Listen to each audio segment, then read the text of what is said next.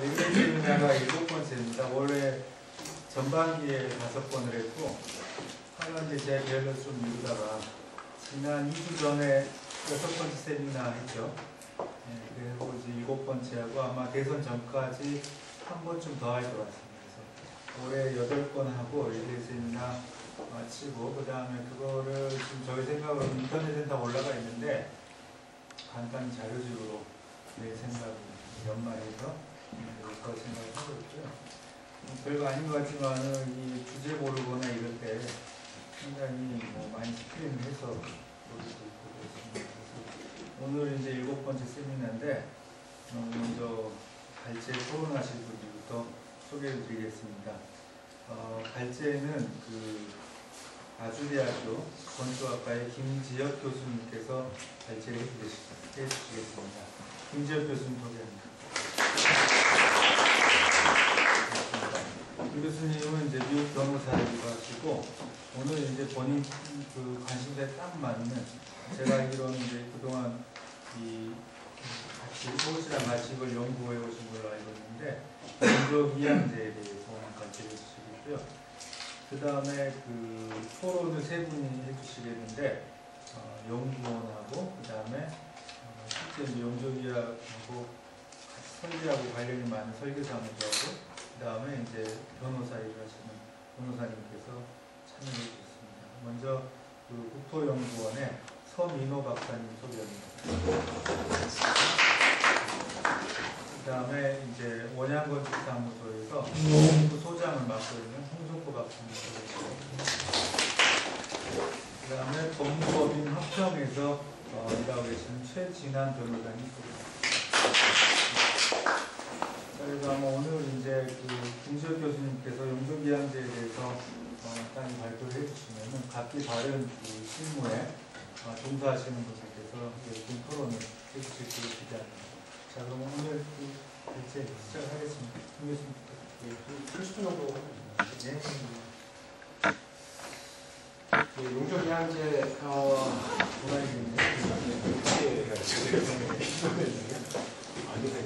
이렇게 되나요?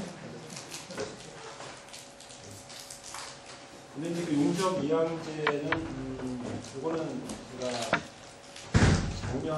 작년 한 여름부터 해가지고요. 서울시의 요청으로 서울시대 연구팀하고 같이 이제 연구를 한 1년 정도 진행을 했습니다. 용접 이양제 도입을 위해서 여러 가지 이제 방안을 해서 연구를 했고요. 서울시가 굉장히 적극적으로 세워주는 해보려고 노력을 하고 있는 저번에 경실련에서 나온 보도자료 보니까 좀 부정적으로 의견을 많이 가셨더라고요. 그래서 제가 이제 그걸 보고 좀 용접 이양제에 대해서 좀 많은 오해도 있는 것 같고 제대로 된 의미를 좀 전달해드리고자 제가 오늘 또 나왔습니다. 일단 용접 이양제는 저희가 팀에서 이제 정의를 어떻게 내렸냐면요. 일단 이제 어떤 과도한 규제라고 생각이 되는, 그러니까 이제 우리가 용적률에 의해서 기본적으로 밀도 관리를 받게 되는데, 이제 다른 규제이죠. 주목 규제, 보도지구나 문화재구역 등등 다른 규제에 의해서 허용되는 용적률을 찾아먹지 못하는 지역들이 꽤 많이 있거든요. 그런 지역에 대해서 어떤 지상상의 손실을 경감해주는 제도입니다. 못 쓰는 만큼을 필요한 지역에서 이렇게 사가는 개념이지만 저희는 그렇게 이제 안 보고 있죠. 다르게 지금 저희는 해석을 하고 있지만 어쨌든 이런 개념입니다. 근데 이게 이제 TDR이라고 해가지고요. 사실은 저희가 용접 이양제라는 말을 붙였지만 여러 가지 말로 저희 나라에는 지금 쓰기가 됐거든요. 특히 이제 개발권 양도제, 개발권 이양제 등등이 이제 많이 쓰이던 말이고요. 요게 원래 처음으로 쓴 곳은 뉴욕시에서 1960년대에 여기 보이시는 그랜드 센츄럴역 보존을 위해서 좀 도입했습니다. 원래 이 TDR은 1916년에 뉴욕시가 이제 조닝을 최초의 도시 관리 수단으로 미국에서 최초로 받아들이게 되는데요. 1916년에 그때 이미 이 TDR에 대한 개념이 나왔거든요. 당시에 나왔었는데 실제로 그거를 활용을 한 게 이제 요 1968년에 그래서 저희 보존을 위해서 도입을 했습니다. 그래서 지금까지 이후에 나중에 이걸 설명드리고요. 현재 이제 미국에서는 굉장히 많은 그 지방자치단체에서 자연환경 보존, 농지 보존, 특히 이제 도심에서는 문화재 보호 등등을 위해서 굉장히 폭넓게 쓰고 있는 제도랑 같습니다. 이제 이 TDR이 우리나라에서도 1970년대 말부터 사실 도입을 하려고 여러 가지 연구가 많이 진행이 됐거든요. 굉장히 오래됐습니다. 거의 20년 동안을 이 TDR을 도입을 하려고 이제 여러 가지 논문들도 많이 나오고 연구도 많이 진행됐었는데 번번이 이제 어떤 그 법적인 이 쟁점 때문에 실제 도입에는 이제 이르지 못했고요. 그 법적인 논란의 핵심은 바로 뭐냐면요. 여태까지 쭉 나왔던 그 선행 연구들에서의 그 법적 논란 핵심을 보면은 이제 TDR이 영어로 Transfer of Development Rights인데 이거를 그대로 우리나라에서 그 이제 직역을 한 거죠. 그래서 개발권 양도제, 개발권 이양제 주로 이런 용어를 써왔는데 이제 Development Rights를 직역을 하다 보니까 개발권이라는 이제 말이 생기게 되고요. 이 개발권이라는 게 이제 처음 보는 용어이기 때문에 이거를 우리가 어떻게 이거를 보느냐 핵심이었습니다. 그러니까 개발권이 과연 우리나라 토지 소유권 제도에서 이게 뭐고 그리고 설사 개발권이라는 게 우리나라에 어떤 도입이 된다 할지라도 과연 이 우리나라 이 토지 소유권 개념에서 이 개발권이라는 거를 똑 분리해줄 수 있는 것인가 그게 핵심적인 그 이제 핵심이었고요. 그 조금 더 디테일하게 보면은 그럼 이거죠. 미국 같은 경우는 개발권을 분리할 수 있는 것이 미국 재산권의 개념은 뭐 여러 가지 저런 여러 가지 그 권리들이 묶어있는 다발처럼 묶어있는 그런 개념이라서 개발권이라는 것을 뗄 수 있지만 우리나라의 그 소유권 개념은 그 민법에서 사용, 수익, 처분권이 한 덩어리로 묶여있는 완전하고 절대적 개념인데 거기서 어떻게 개발권이라는 것을 분리할 수 있느냐 이게 이제 그 부정하시는 이게죠. 도입할 수 없다고 얘기하시는 그 측에서의 핵심 내용이고요. 반대 측면에서는 뭐 우리나라 소유권 개념도 시대적인 상황에서 변화하기 마련이고, 그 다음에 헌법에서 그 얘기하고 있는 저작권 제한에 대한 어떤 그 법률 유도 원칙에 의해서 충분히 뭐 할 수 있다라는 의견이 팽팽히 싸웠고, 지금까지 이제 그 논란이 아직도 있습니다. 이제 이게 이제 제가 보기에는 어떤 미국 TDR을 그대로 그 직역한 데에서 출발하는 어떤 오해가 있지 않을까 싶어서 먼저 그 미국 TDR에 대해서 정확하게 이해하는 것이 필요하다고 생각했어요. 먼저 한번 보겠습니다. 원래 이게 그 농정기양제의 오리진입니다. 한번 보겠습니다.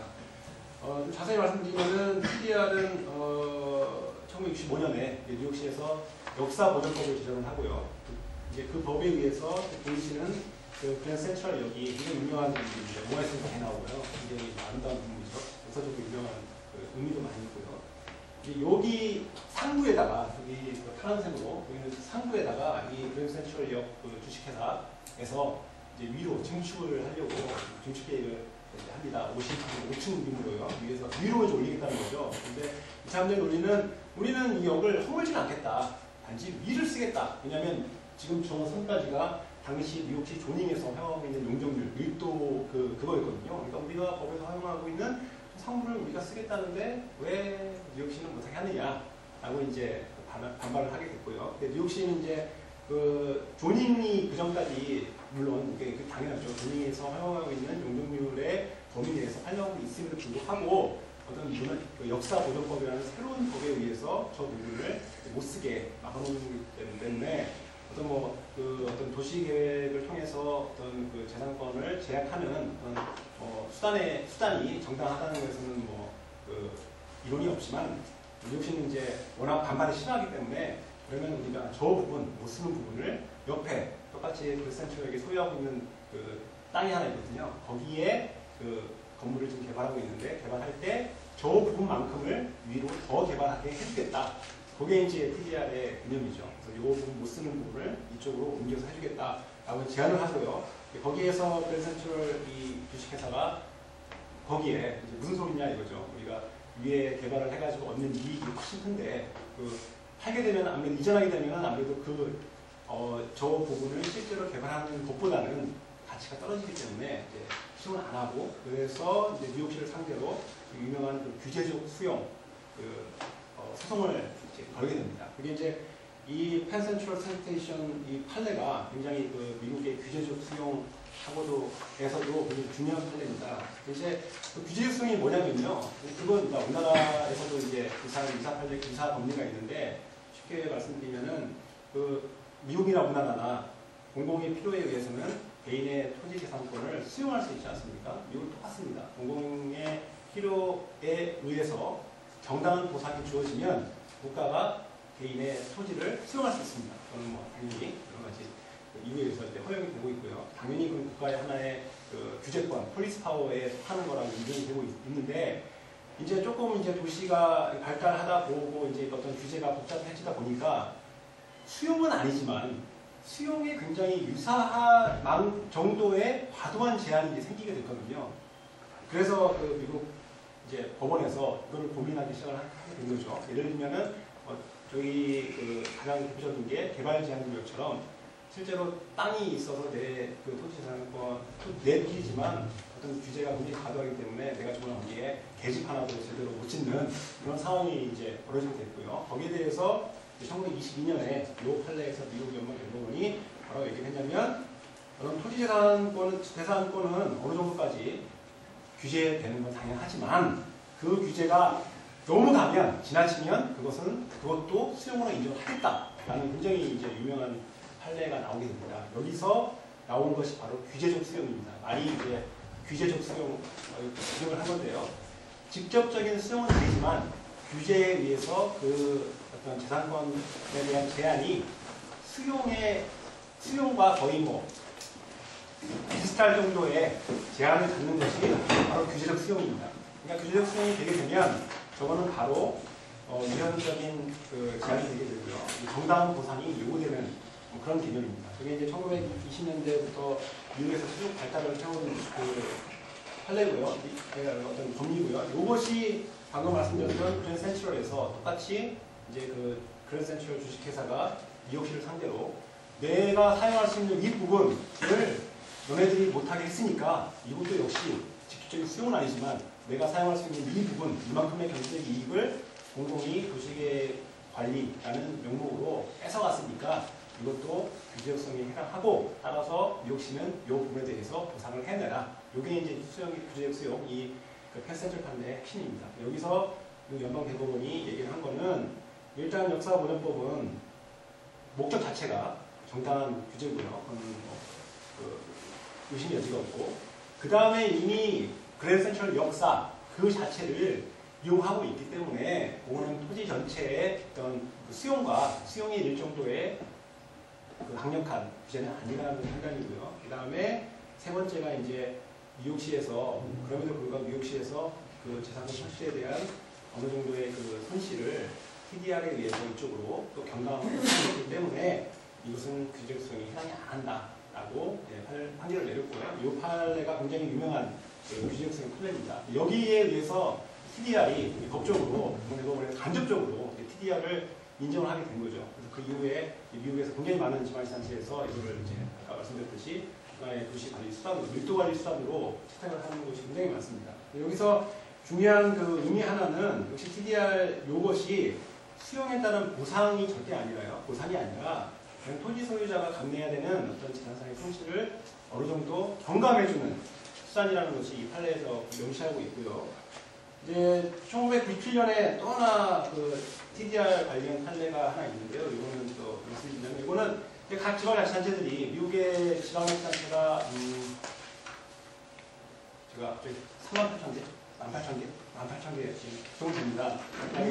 그 우리나라 지방자치단체처럼 그 자치권을 갖고 있는 지방자치단체가 18,000개 정도 되는데 그게 되게 많은 이제 그 지방자치단체들이 이 TDR을 활용을 하는데 이제 돈이 없으니까 예를 들면은 이 판례에서는 환경보호를 명목으로 어떤 한 넓은 지역을 환경보호구역으로 묶어버리고요. 거기에 개발자님처럼 100% 그 건축 행위를 금지시켰거든요. 그러면서 이제 시에서는 우리가 금지시키는 대신에 그 윗부분의 용적을 이전하게 해주겠다라고 이제 주장을 했는데 토지 소유주 입장에서는 토지의 100% 가치를 뺏어간 반면에 그것은 100% 토지의 가치를 활용할 수 없는 경우에는 미국에서는 그거는 엄연한 규제적 수용을 보고 있거든요. 그래서 그 토지 가격에 대한 정당한 보상을 해줘야 되는데 이제 이 지방자치에서 이제 돈이 없으니까 사실은 좀 꼼수를 쓴 거죠. 좀 싸게 그걸 해결하려고.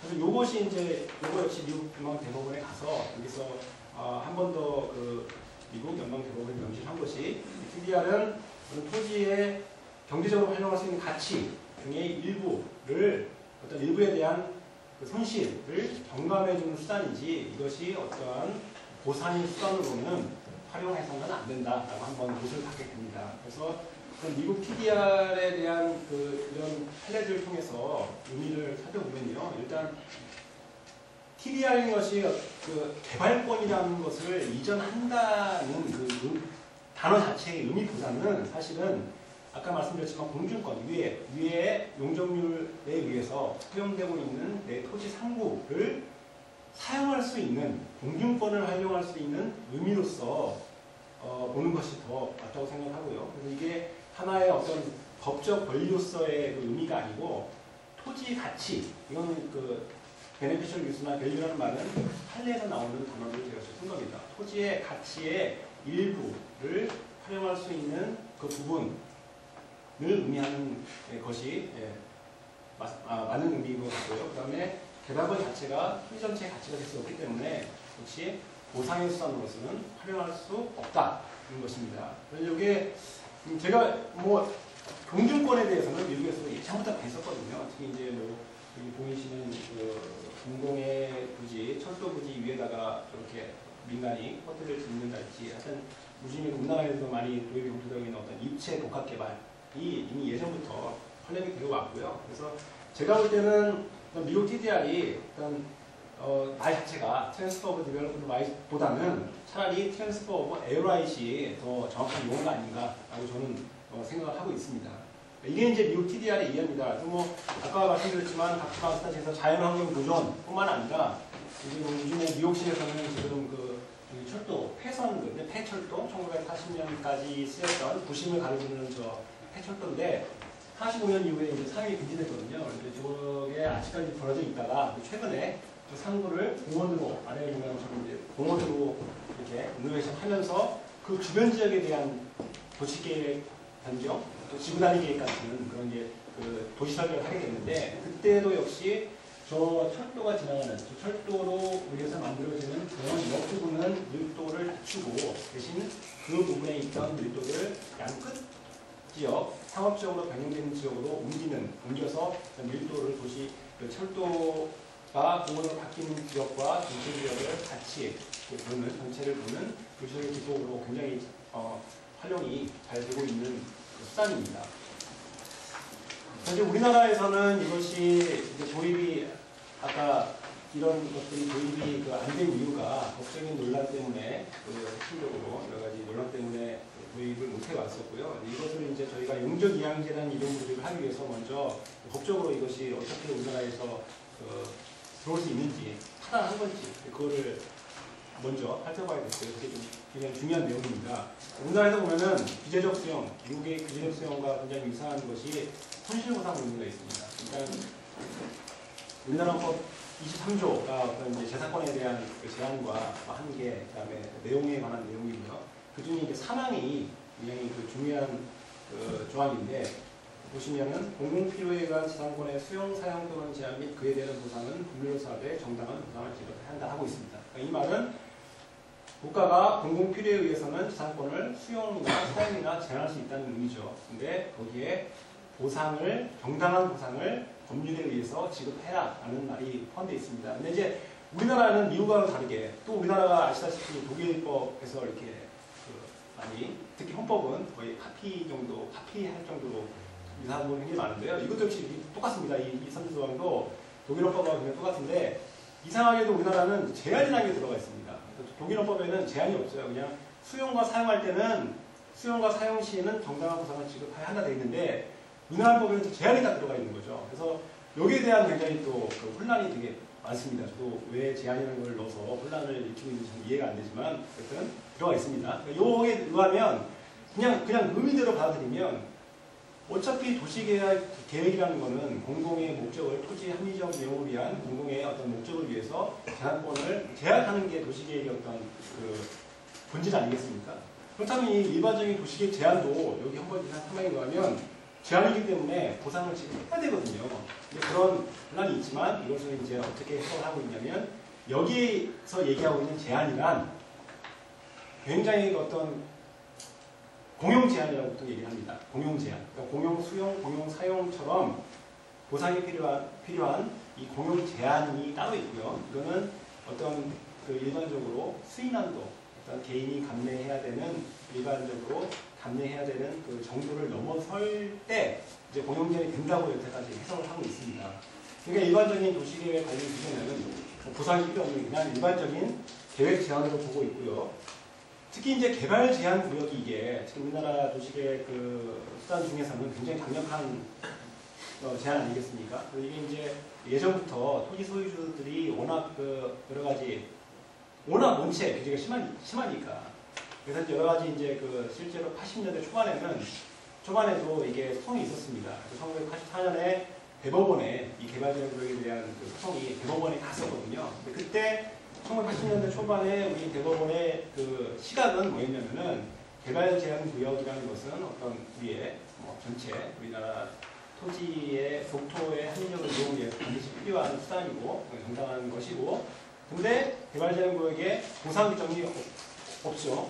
근데 헌법 2, 3조 3항에 가면 보상도 법률로서 하게 돼 있지 않습니까? 근데 개발 제한 구역에 보상 규정이 없기 때문에 뭐 이거는 어쩔 수 없이 개인이 감내해야 되는 내용이다. 이렇게 봤습니다. 예.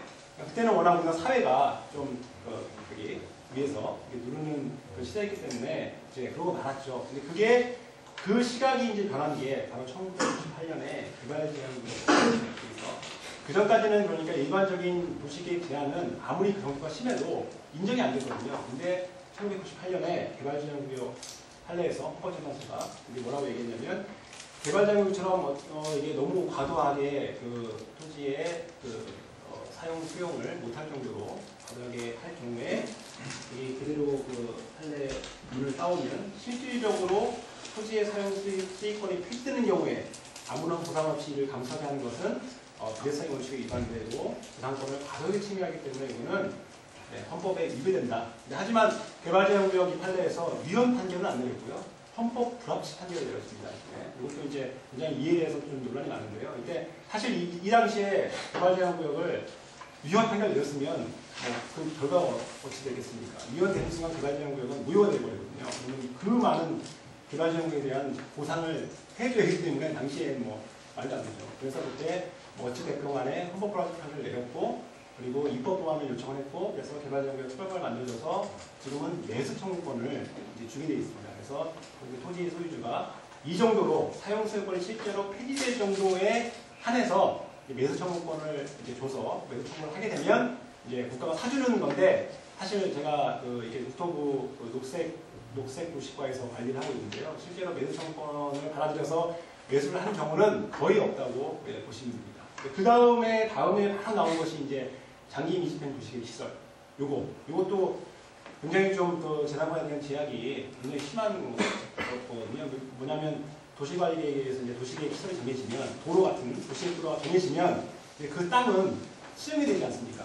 근데 이 언제 보상을 해주냐면 이 실시 계획이 끝날 때, 이제 실제로 사업을 할 때, 실제 끝나면 그때 보상을 해줍니다. 근데 이 공공이 시가 도시계획도로 지정을 내 땅을 했는데 1년이 가고 2년이 가고 3년이 가고 10년이 가는데도 사업을 안 하는 거예요. 돈이 없으니까. 근데 내 땅은 도시계획도로 이미 지정이 돼서 뭐 이거 뭐 팔지도 못하고 사용도 못하고 이러고 있는 상황인데 10년 넘게 보상도 못 받고 이런 상태가 지속되다 보니까 여기에 대한 또 어떤 그 국민의 자기의 침해가 굉장히 과도했고요.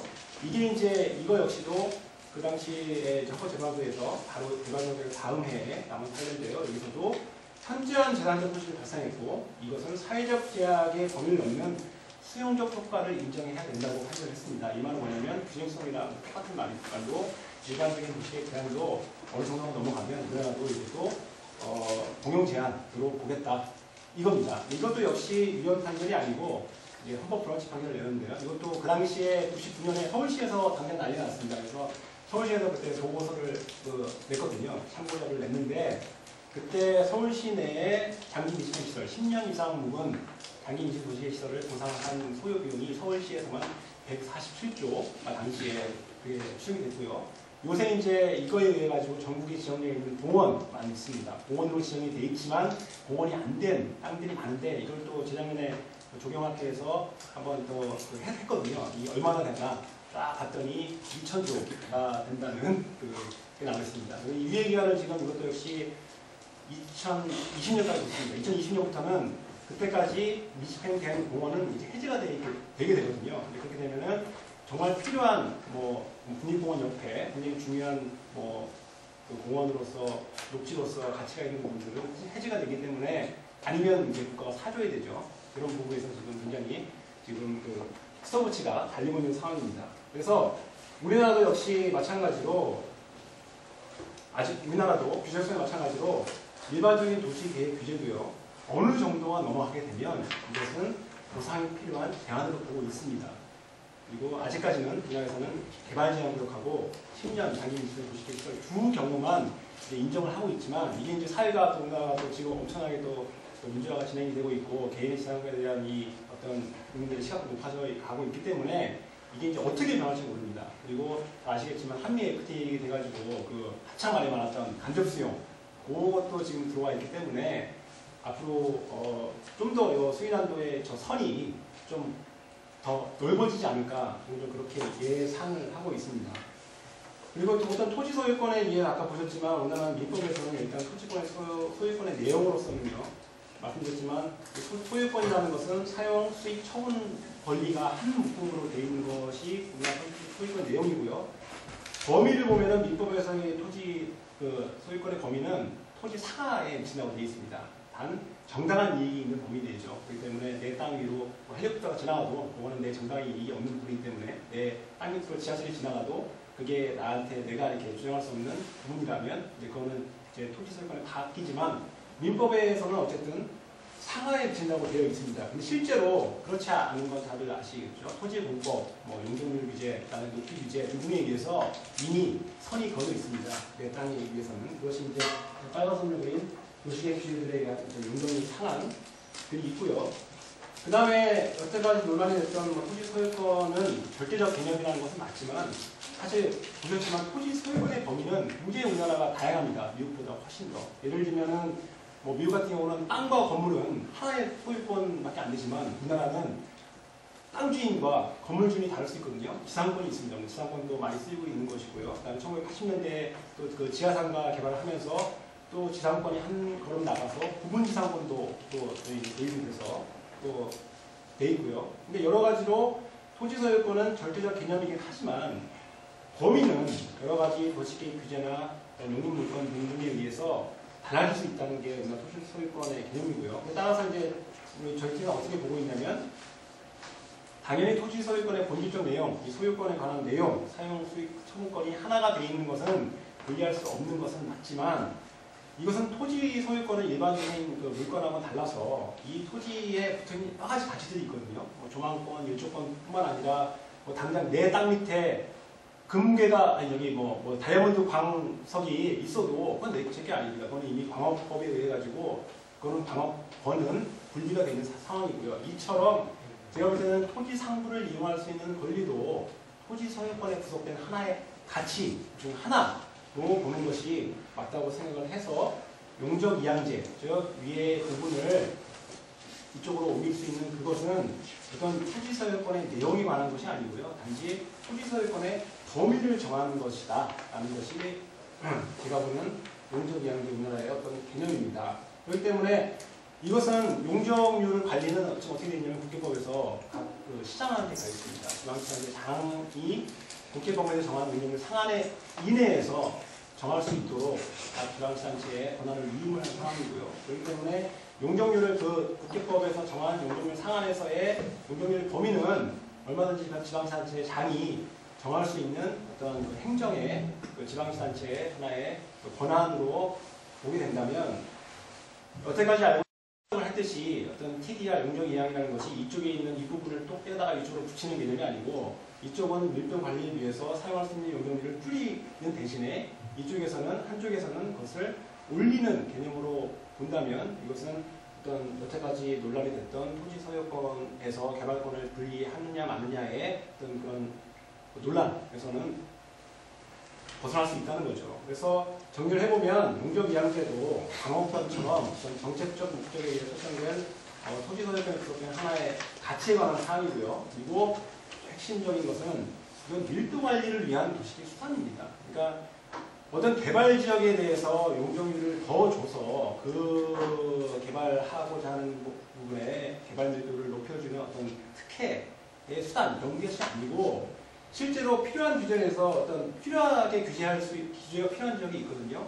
반드시 밀도 규제가 필요한 지역들이 있습니다. 뒤에 보시면 알겠지만 그런 부분에 의해서 더 허용된 용적률을 이하로 묶어줘야 되는데 이제 거기에 대해서 어떤 재산권 침해에 대한 민원들이 굉장히 많고요. 실제로 어떤 그 체감하는 다른 지역에 비해서 체감하는 어떤 그 토지 소유주가 느끼는 그 재산권 침해에 대한 어떤 정도가 심하다고 생각이 되기 때문에 이런 지역에 의해서 어떤 밀도를 낮춤에 반해서 그 부분을 다른 지역에서 필요한 지역에서 그 부분을 더 인센티브를 주는 거죠. 그럼 그에 따라서 발생하는 이 부분에 어떤 밀도가 증가하면서 발생할 수 있는 어떤 사회적 비용을 이쪽에 있는 밀도 관리를 위해서 주는 것으로 보는 것이 이제 저의 이게 그 용적 이양제의 굉장히 중요한 의의라고 볼 수 있습니다. 정리하면은 용적 이양제는 수인한도를 넘지는 않지만 중복 규제 등으로 말씀드렸지만 용적률이 정해져는 있지만 다른 규제, 밀도, 여기 고도지구, 관광지구, 문화재 보호구역 등등에 의해서 허용되고 있는 용적률을 많이 못 찾아보는 지역에 대해서 어떤 보상은 아닙니다, 절대. 수인한도가 넘어가게 되면 이거는 위헌적인 제한이 되고요. 바로 보상이 줘야 되는 거지만, 이건 그 정도는 아니지만, 너무 다른 지역에 비해서 심하기 때문에 여기에 대해서 재산상의 손실을 일부 경감해주는 하나의 수단으로서 활용할 수 있고요. 그리고 다 그렇다면은 뭐 밀도 허용되는 용적률에 의해서 내 용적률을 못 찾아보는 지역은 다 허용이 되느냐? 그건 아니고 그것은 또 하나의 공공계획 등에 의해서 선별적으로 지정을 하게 됩니다. 그래서 이제 일단 수인한도 넘어가는 제한을 말씀드렸지만 아직까지 우리나라는 개발지역과 장기적인 도시의 시설 10년짜리 밖에 없기 때문에 그것이 아니지만 과도하게 인용되는 계획 제한들에 대해서 그것을 이제 선택적으로 쓸 수 있다는 말씀이고요. 그래서 저희가 이제 저희 팀에서 한번 이제 찾아봤습니다. 과연 이 용적 이양제에 의해서 내가 못 쓰는 윗부분을 양도할 수 있는 지역은 어디가 되는가 이제 한번 저희가 찾아봤습니다. 서울시를 대상으로요. 그랬더니 그 원칙은 일단 도시의 역사 유적을 보존하거나 관리하는 지역으로 정비가 필요한 지역, 그 다음에 경관 미관을 보호하기 위해서 토지용을 제한할 수 있는 지역, 그 다음에 다른 계획적 규제가 좀 심하지만 손실보상이 미흡한 지역을 일단 찾았고요. 그래서 대상들을 찾아보니까 일단 첫 번째 대상은 문화재 보호구역 내에 있는 정비예전구역 같은 경우는 굉장히 심한 지역이 될 수 있고요. 그 다음에 대상 두 번째는 경관 및 미관의 보호규제지구 등등으로 인해서 그 지구 내에서 이미 정비예전구역으로 지정되어 있는 지역이지만 이 밀도 규제 때문에 사업이 지연된 곳, 그 다음에 다른 기타 이제 도시계획위원회 심의 등에 의해서 청사 제한된 경우를 제가 찾아봤고요. 그 심의를 쫙 찾아보니까 일단 문화재 보호구역의 정비예전구역을 찾아보니까요. 그 지역에서 또 활용 못하는 부분을 어느 정도 넓힐 수 있는 찾아봤더니 이게 한번 계산해봤더니 한 20만 7천 제곱미터 정도가 양도할 수 있는 연면적으로 저희가 한번 계산해봤고요. 계산 이에 대해서는 한 약 70만 제곱미터 정도가 지금 현재 이런 지구 중에서 정비 예정 지역으로 지정이 돼서 되어 있지만 이 밀도규제 때문에 사업이 못 가는 곳에서 이 못 쓰는 부분을 양도할 수 있는 그 용적의 양이 이 정도 된다는 말씀입니다. 근데 이제 그 중에 가장 대표적인 것이 바로 이제 풍락성 지역이거든요. 풍락성은 워낙 잘 아시겠지만 여기는 현재 지금 막 유물들이 묻혀있는 지역이기 때문에 이 지역은 뭐 굉장히 심각합니다. 주민들의 민원이 굉장히 심하죠. 일부는 지금 국가에서 지금 매입을 해가지고 있지만 워낙 방대하기 때문에 이 지역에 대한 민원이 끊이지 않고 있는 건 굉장히 심각한 상황이고요. 실제로 지금 송파구에서 이 풍락성을 어떻게 해야 되나 지금 이제 방안에 대해서 지금 그 어떤 연구 제안 요청이 지금 나온 상태입니다. 그래서 이것도 중요한 그 적용 지역 중에 하나가 된다고 보고 있고요. 그렇다면 양수 지역, 이 용적을 사다가 용적을 또 올릴 수 있는 지역은 어디가 되어야 하느냐, 이게 이제 또 민감한 이슈이기 때문에 저희가 이제 그 찾아본 그 기본 원칙은 개발 수요가 있는 지역 중에서 공공개발의 필요성이 높은 지역으로서 어떤 기부진학 등의 용적률 완화가 필요한 지역 중에서 공공에서 지역 관리할 수 있는 지역을 좀 봤습니다. 그래서 첫 번째는 정비 예정구역으로 이미 지정되어 있는 지역들, 그 다음에 두 번째는 역세권 지역에서 어떤 장기전세주택, 스포츠 같은 개발들이 일어날 수 있는 지역, 그 다음에 유탕지구, 그리고 여기는 저희 안 넣지만 사전협상 그 부지 있지 않습니까? 재작년에 서울시에서 도입된 사전협상 기도에 의해서 현재 16개 부지가 지금 그 사전협상의 대상지로 선정이 되고 있거든요. 그 중에 이제 대표적인 게 삼표 레미콘 부지, 그 다음에 강남의 롯데칠성 부지, 이런 그 아주 이슈가 뜨끈뜨끈한 땅들입니다. 이런 데도 저희가 사실 검토를 했습니다. 좀 민감해가지고 여기는 뺐습니다, 사실은. 근데 이런 지역들에 대해서 이 부분에 대해서는 어떤 저희의 생각은 이게 어차피 그 용적률 완화가 된다면 어떤 뭐 저기 용도지역 상향이나 그다음에 저기 정비 이정비 같은 경우에 사업이 진행될 경우에 용적률 완화가 필요한 지역에 대해서는 저희는 지금 서울시 같은 경우는 기부 체납을 받게 되어 있지 않습니까? 근데 기부 체납이 예를 들면은 개포 주공 아파트 같은 경우는 이미 기반 시설이 잘 갖춰져 있거든요. 도로도 잘 돼 있고 뭐 사실 기반 시설이 기부 체납할 것들이 사실 없습니다. 그럼에도 불구하고 현재는 지금 공공성을 확보할 수 있는, 담보할 수 있는 수단이 기부 체납밖에 없는 상황입니다. 그것도 얼마 전까지만 해도 땅밖에 못 받았거든요. 근데 요즘에 이제 최근에 들어서 이제 건축물도 받게 이제 이렇게 법이 개정이 됐는데 사실 그 지방시단지 입장에서는 건축물을 받아봤자 관리에 더 비용이 더 많이 들어갑니다. 그러니까 이제 그런 것들이 어떻게 보면은 어떤 용적률 완화를 통해서 그 밀도가 증가하는 에 따른 외부 효과죠. 부정적 외부 효과를 어떤 사회적 그 공공성을 확보하기 수단으로서 현재는 지금 기부 체납이 굉장히 중요한 수단으로 활용이 되고 있는데 실제로 그 기부 체납을 통해서 공공의 환원이 되는 그런 도로나 공원들이 사실 쓸모없는 것들이 되게 많이 있습니다. 실제로 여기 말씀드렸던 관광지역 같은 경우는.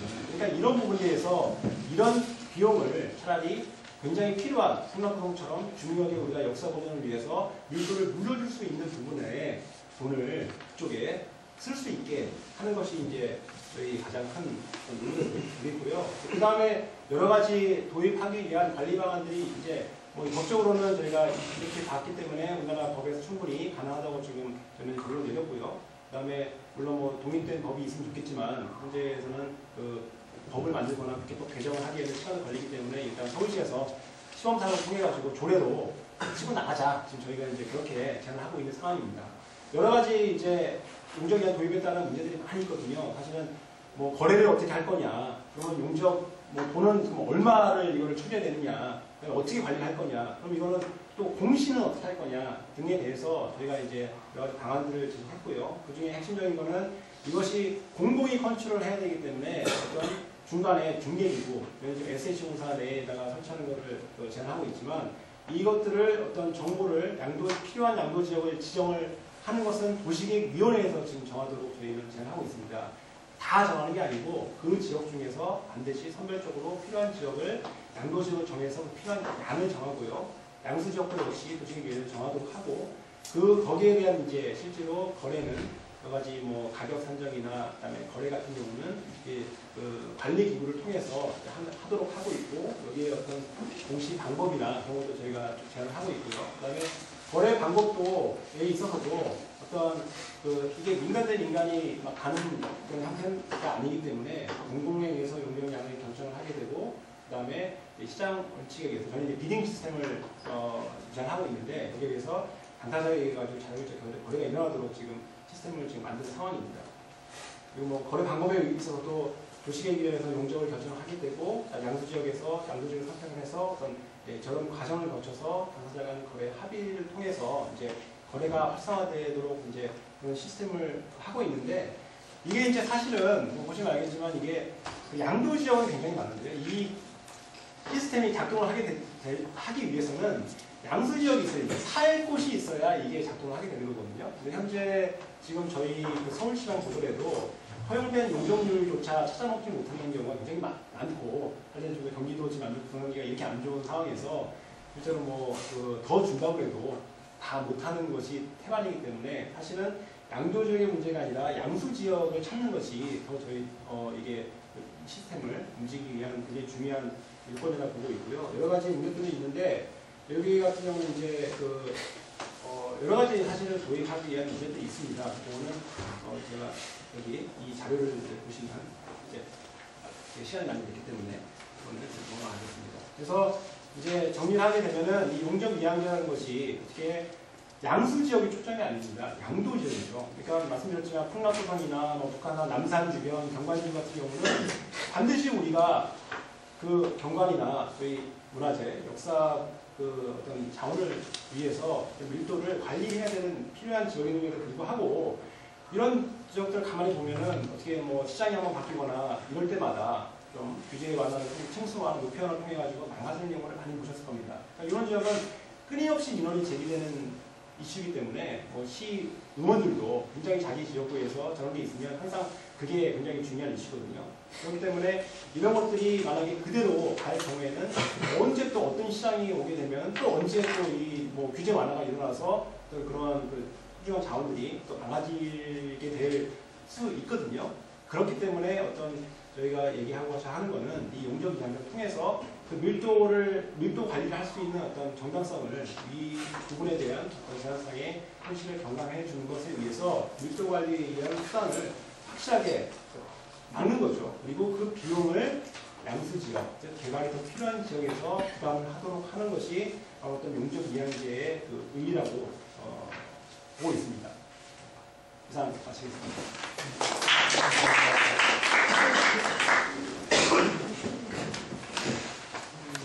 교수님 발표 감사드리고요. 우리가 교수님 발표하고 계시는데 지난주에 서울 사회에 맡아주셨던 시아플랜의 박찬우 이사님.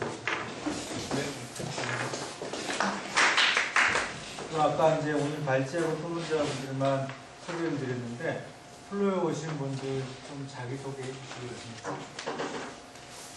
네. 여기는 우리 가겠습니다. 그래서 오늘 지명 토론 하시는 분이 세 분이 계시는데 한 분은 이제 변호사시고 한 분은 설계하시는 도시 설계가시고 한 분은 연구원인데요. 다 각각 그 분야가 다를 텐데 일단 시작을 이쪽에 제일 친숙하실 것 같은데 최진환 변호사님께서 시작을 끊어주시면 어떨까요? 사실 평소에 저희가 그런 문화는 아닌데 보내주신 자료하고 좀 연구해봤습니다. 그런데 지금 뭐 토지소유권 개발권을 양도한다든지 용적을 이양한다든지 이런 이제 개념을 이제 쓰고 있지만 실질적으로 이제 뭐 토지소유권을 일정 부분의 권능을 떼서 이제 이전한다는 것은 뭐 법리 논쟁 부분에서 발제를 하신 것처럼 지금 현재 민법상의 토지소유권의 개념이라고 하는 것이 일시적으로 사용 수익 권한이 누군가에게 설정이 돼서 일시적인 제한이 되는 경우나 또는 일시적으로 그 토지소유권에 뭐 담보 설정을 하는 분들담권이라든지 이런 걸 설정을 해서 교환 가치에 일정한 제한적인 설정을 하는 것은 가능하지만 이런 개념으로 접근하지를 않고 지금 말씀하시는 용어처럼 용적률 이양제, 뭐 용적률 거래제도 이렇게 그렇게 개념 용어를 사용을 하시더라고요. 그래서 뭐 근데 용적률 이양제나 거래라고 하는 개념도 결국은 뭐 토지소유권의 범위를 넘기는 것이다 이렇게 정의하셨지만 사실은 그것도 상당히 관념적인 얘기인 것 같습니다. 왜냐하면 용적이라고 하는 것이 이제 뭐 도시계획법 관련 법제를 통해서 설정된 그 건물의 밀도 관리를 위한 이제 건물의 면적을 제한하는 것이고 층수를 제한하는 것인데 그것과 토지소유권의 상하의 범위가 그대로 일치하는 것은 아니거든요. 예를 들어서 일정한 용적 500% 용적률 같은 건물을 올렸을 때 토지 소유권이 그 건물의 꼭대기까지만이 토지 소유권의 범위는 아니지 않겠습니까? 일정하게 그 건물의 옥상으로부터 일정하게 그 토지 소유권을 제대로 온전하게 사용하기 위해서는 일정한 범위에 또 정당한 이익의 범위가 존재할 것이거든요. 그렇기 때문에 또 용적이라는 개념이 또 항상 토지 소유권의 범위에 일치하지는 않는 것으로 생각이 됩니다. 그래서 결과적으로 보면 지금 얘기하는 것들은 그 용적을 양도하고자 하는 지역과 양수하고자 하는 지역을 도시계획적인 관점에서 이제 관리하기 위한 그런 개념이지, 이게 뭐 민법상의 권리와 관련된 개념은 아니지 않느냐, 또 그렇게 접근해서는 안 되는 제도가 아니냐, 이런 판단을 좀 했고요. 그리고 지금 논의되는 것들이 뭐 기본적으로 발제자님께서도 말씀하셨지만 기본적으로 이게 뭐 헌법에서 얘기하는 손실보상의 대상이 되는 경우에 관한 그것이 아니라 좀 그 규제가 좀 과도해서 해당 지역이 좀 피해를 보고 있다라고 판단되는 지역에 대해서 일정한 어떤 그 허용하지 못하는 용적을 거래한다라는 어떤 관념적 어떤 개념 도구를 사용을 하셔서 일정한 말하자면 돈의 흐름을 발생시키기 위해서 일종의 관념적인 개념 도구를 사용하시는 것이지, 이게 실제 뭐 거래하는 것이라고 보기는 좀 어려운 것 같고, 순전히 제가 볼 때는 정책적인 개념이 아닌가 싶고요. 물론 이제 발전자님도 이제 이걸 손실보상과는 전혀 개념이 다르다, 차원이 다르다, 이렇게 말씀하신 부분은 뭐 공감이 되는 부분입니다. 그래서 저도 이제 이런 제도의 도입에 대해서 논의되는 것이 한편으로는 이제 이해가 되는 것이, 제가 이제 수원경실련의 자문위원으로 좀 있었는데요.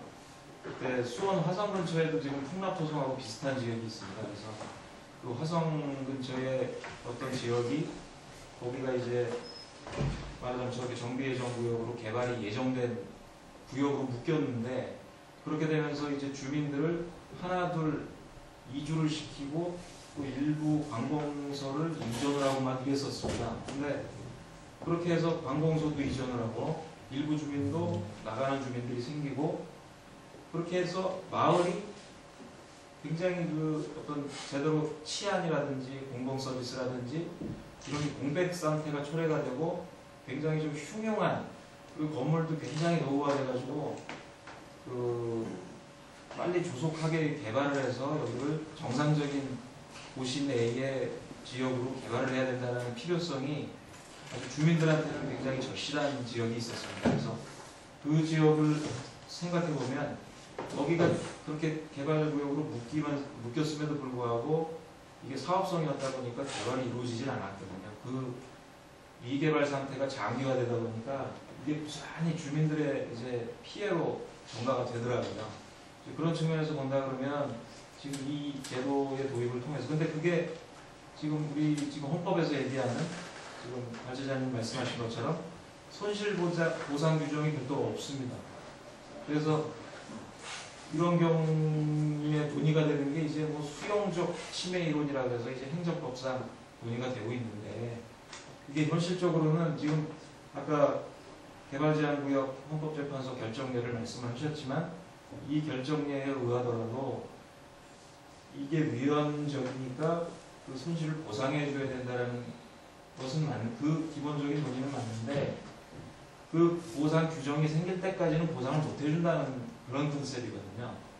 그렇기 때문에 현실적으로 이게 수용적 침해 이론이 전면적으로 아직 법원의 판례를 통해서 도입이 된 것도 아니고, 그러다 보니까 이게 보상 규정이 도입되지 않으면 그런 사람들의 경우에는 분명히 장기적으로 어떤 규제에 묶여서 많은 생활상의 불편함과 이 재산적인 피해를 입고 있음에도 불구하고 보상을 못 받고 있는데,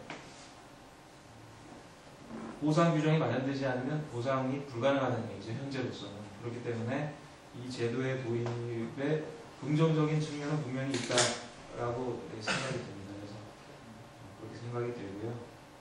그래서 제 생각은 이제 그렇게 아까도 말씀하신 것처럼 양도 지역 위주의 제도로서 이게 도입이 된다라고 저는 생각이 됩니다. 그러니까 이게 양수 지역, 그래서 말하자면 용적률을 완화받아서 말하자면 개발 수익을 극대화하는 거기에 중점이 있어서는 안 되고 이 제도의 도입을 통해서 제가 지금 예를 든 그런 지역처럼 그 장기간 개발이 되지 않고 어떤 규제에 묶여서 사업성도 없다 보니까 개발이 지연되고 있는 곳, 장기화돼서 주민들의 피해가 많은 곳, 이런 지역, 양수 지역의 그 개발을 좀 활성화해주고 하는 방향으로 이 제도가 도입된다라는 게 이제 제 생각입니다. 그리고 이것은 제가 볼 때는 법률적, 물론 법에서 허용하는 법에도 있겠죠. 뭐 이렇게 보면은 뭐 결합개발제도라는 것이 있었고, 또 기타 뭐 어떤 용적률 인센티브를 줄 수 있는, 또는 지방자치단체에서 조례로 용적률을 완화해 줄 수 있는 일정한 범위가 법에 이미 설정이 되어 있는데, 그런 것들을 통해서 해소할 수 있는 부분들은 해소가 가능할 것이고요. 그거 이상의 그 용적률 거래가 필요하다면 뭐 그것에 대해서는 어떤 법령의 신설이나 그런 것들이 필요하겠는데, 어쨌든 그런 제도 도입을 함에 있어서는 양도 지역에 중점이 있어야 되겠다, 이렇게 생각합니다. 네. 이런 부분 많이 나타나고 있는데 너무 속보 위원장님 마음을 느끼신 부분 많이 있을 것 같아요. 전화고시계 홍석호입니다. 일단은 이런 제도들이 하게 되면은 저는 굉장히 긍정적으로 봅니다. 도시 관리계획이 갖고 있던 어떤 기존의 한계점, 이걸 약간 보완할 수 있는 제도가 기존에 있던 어떤 너무 유연하지 못한 어떤 도시 관리 계획이라는 것도 평면적인 계획에서 굉장히 머물러 있는데, 이 어떤 권리나 지상권이나 이런 거가 생기면서 또 입체적으로 이제 접근이 되면은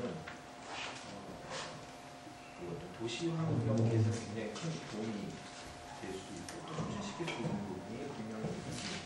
그게 저희가 생각하는 첫 번째로 가장 큰 장점이라는 거고, 두 번째로는 어떤 상당히 도시 개발이라고 하는 거는 개발과 보존, 항상 두 개의 싸움이라고 항상 저는 보여지는데, 이게 항상 대립적인 관계가 되죠. 근데 이거를 용적 이양제를 도입을 통해서 어떤 사업성을 좋게 한다든지 사업 방법이 또 다른 방법이 무수히 좀 나올 수 있을 것 같아요.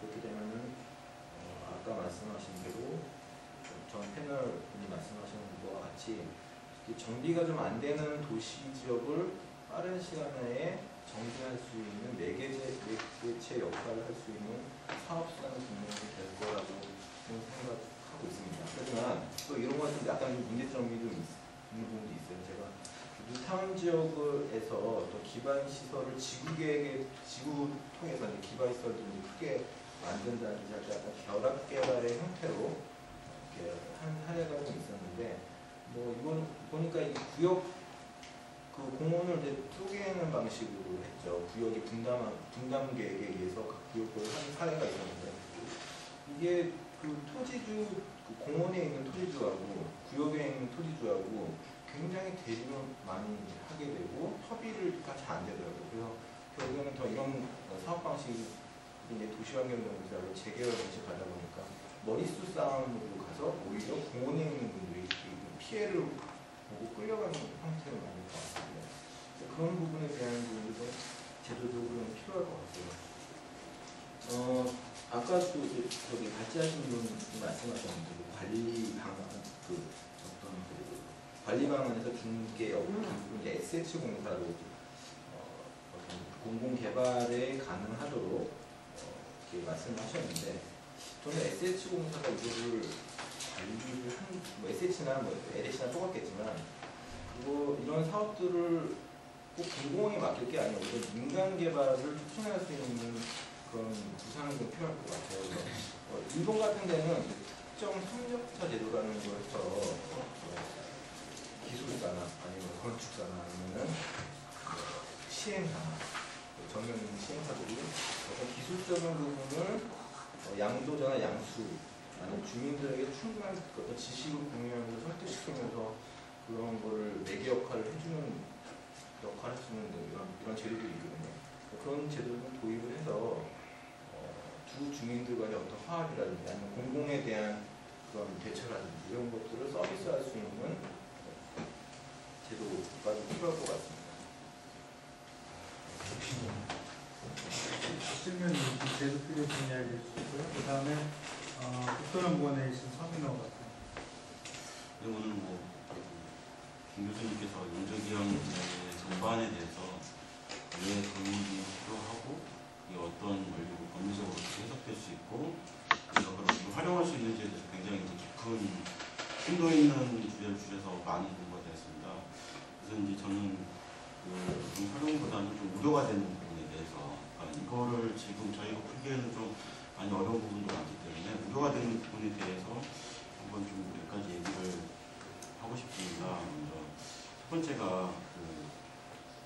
일단은 이게 이제 공공의 목적으로 시행되는 경우가 어떻게 보면 이제 그게 첫 번째 스타트일 것 같은데 미국에서처럼 이게 본격화가 되려면 우리는 이제 첨번은 법리적인 해석을 받아봐야 되지 않을까 그렇게 생각을 합니다. 서울시에서 이제 현재 이제 좀 지지부진한 뉴타운 사업을 좀 개발을 촉진하거나 아니면 이렇게 고도 제한으로 묶여있는 불성용이라든지 양산지구 같은 거에 대한 민원을 해소하거나 아니면 과도한 이제 기부 체납 문제를 좀 해소한 그래서 이제 불필요한 기부 체납보다는 이제 조금 사업비를 좀 경감할 수 있는 그런 방안에 의해서 어떤 용적률이양제를 좀 조례를 통해서라도 좀 도입하려고 하는 그 의지는 충분히 이해가 되지만 그게 이제 그런 식으로 됐을 때 빗발칠 수 있는 굉장히 많은 어떤 법리적인 문제들을 그게 이제 케이스 바이 케이스로 이제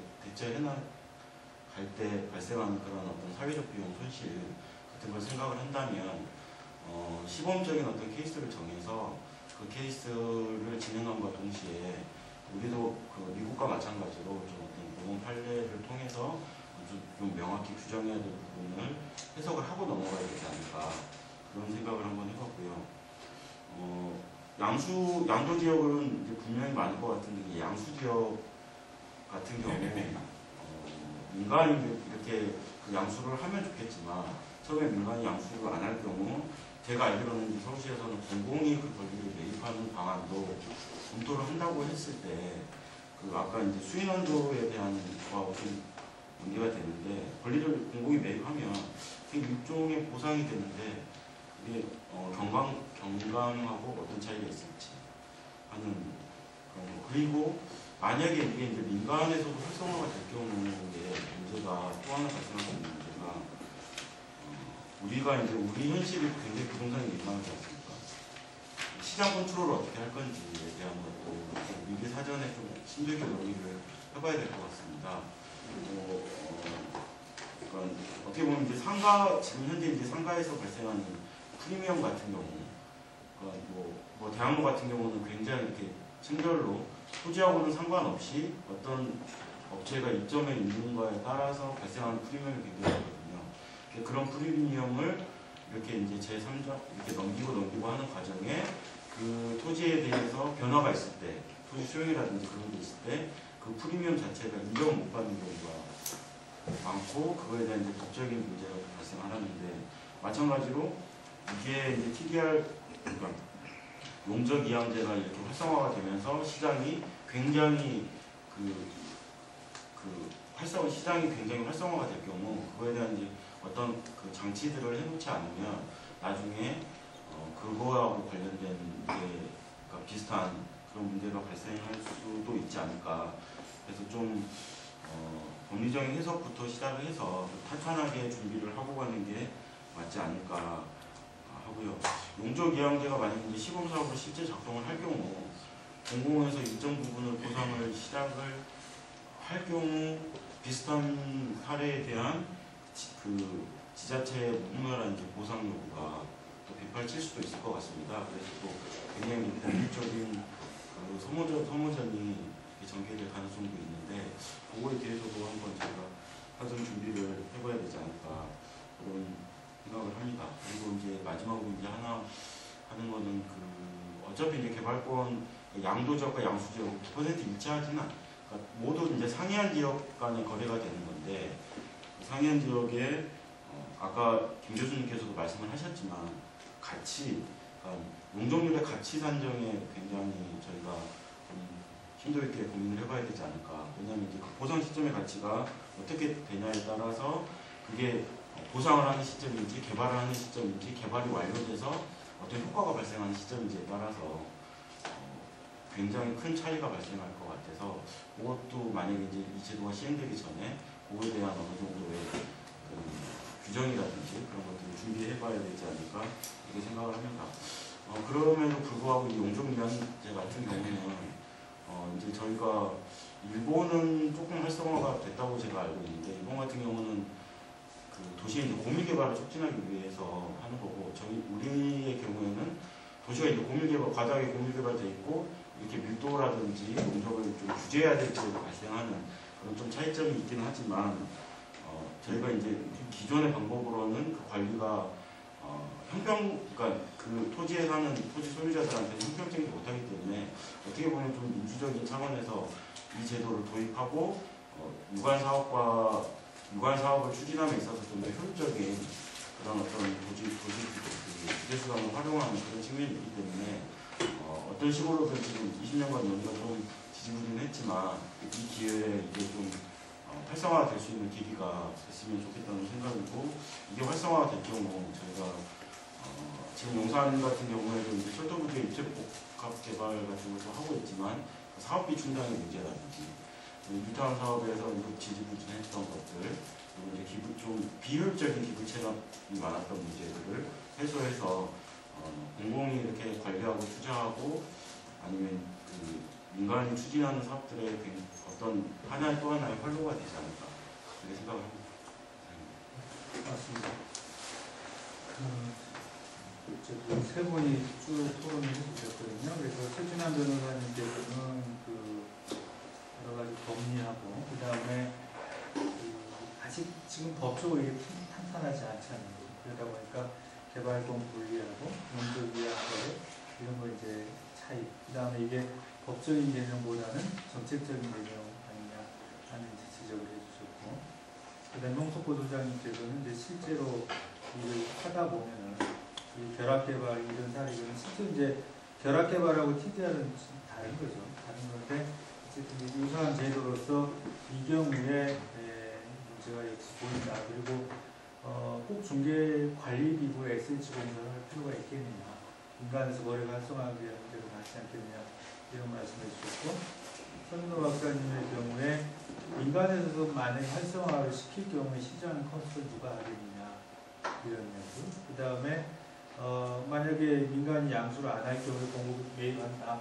그럴 경우에 그러면 용적을 경감해 주는 건 어떻게 하겠느냐. 완화하고. 이런 부분들이 실제 이미 보이고 있죠. 지금 우리 현실에서 보이고 있고. 그 다음에 이제 저도 역시 이제 비슷한 생각인데, 만약에 그 결합개발하고 TDR을 우리가 다른 걸 인정을 하는데, SH나 LH나 이런 데서 중재를 한다면은, 이게 결국은 TDR이 아니라 다 결합개발 같은 그런 논리 아니겠느냐. 공공에서 이제 그때그때 통제를 해주는 거죠. 그래서 이런 부분들이 이제 실제 일을 하다 보면은, 심이 들어가고, 그리고 일을 하다 보면 용적률을 갖고 있는 사람들 생각이 있잖아요. 그걸 어쨌든 끝까지 가야지 뭔가 직성이 풀리는, 또 무조건 들이대고 보는 그러한 상황인데, 거기서 이제 이런 부분이 어떻게 작동하겠느냐, 그리고 중재가 가능하겠느냐, 이런 부분. 그리고 아까 많은 분들이 지적해 주셨지만은, 이걸 이제 돈으로 환산할 때 그 시점을 어떻게 보겠느냐. 그런 것에 이제 어려움들이 여전히 많이 남아있는 것 같아요. 그래서 세 분이 이제 김지혁 교수님 잘 발제해 주셨고, 세 분이 여러 가지 이제 문제점에 대해서 지적을 해 주셨습니다. 자, 그러면은 지금 김지혁 교수님 말씀 한번 듣기 전에 플로어에 계신 분들 기회를 드릴게요. 처음에 이제 용적, 양재, 사람들에 대해서 생소하게 모르는 사람들한테요. 생소한 주제였는데 처음에 이제 저희들이 봤을 때 상당히 많이 들으면 좋은 사업인데 요즘 또 시민단체 입장에서 하면 이제 여러 가지 여기서 나는 이제 양도니까 이제 용적률을 이제 이양받은 양수지역에 대한 여러 가지 개발 이익에 대한 정확한 좀 문제라든지 그쪽에 이제 사업비가 또 올라가면서 여러 가지 또 고분양으로 이어진 고분양가라든지 그런 문제에 대해서 아직까지 좀 많이 좀 해결해야 될 상황이 좀 남아 있는 것 같고 그래서 이제 저희 쪽에 지금 어떻게 서울시에서 이제 용역을 추진 중에 있는 거죠 지금. 예, 그래서 끝났습니다. 그렇죠. 여러 가지 그런 거라든지 기본적으로 이제 개발 이익을 환수하는 장치까지에 대해서 좀 구체적으로 좀 현실화에 맞게 여러 가지 같이 고려하는 게 맞지 않겠나 이렇게 좀 보고 있습니다.